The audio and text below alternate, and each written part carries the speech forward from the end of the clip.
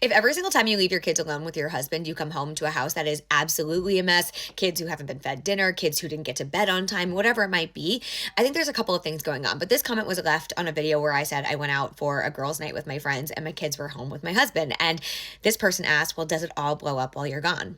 No, it doesn't blow up while I'm gone. I came home last night and the kitchen was spotless. The kids had been fed. Their backpacks were emptied. The lunch boxes were washed. The laundry was put away and the kids were sleeping soundly. I came home to exactly what it would look like if I had been home. And when he works late or he goes out with friends, it's the same thing. He is not coming home to a house that has totally blown up and is in disarray. And if that is the norm for you, which it is for a lot of women, they don't like to go out with friends. They don't like to go away for a weekend because they come home to more work. Then I think there's a couple of things happening. First and foremost, a lot of men use something called weaponized incompetence to get out of doing things. And so they will do them, but they will do them poorly. They will do it so that way when you come home, it's such a mess that you never want him to do it again, right? And so they will weaponize that against you so that you don't go out with your friends very often.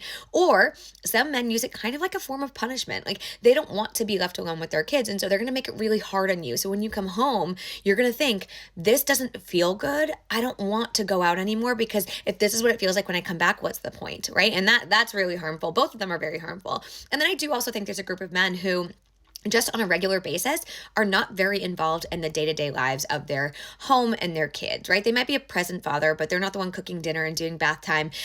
They don't take care of the kids by themselves very often. And I personally believe that every parent should be equipped to care for their kids on their own, right? By yourself. You should be equipped to do that and to take care of your home and take care of the kids.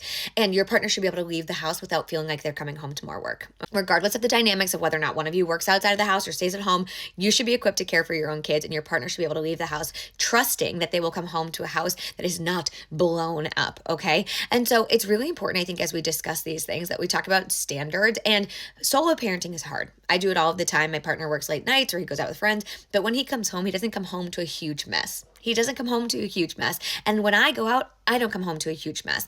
We both think it's really important that we can go out on our own and come home knowing that we have the peace of mind that there's not going to be a bigger mess and more work waiting for us.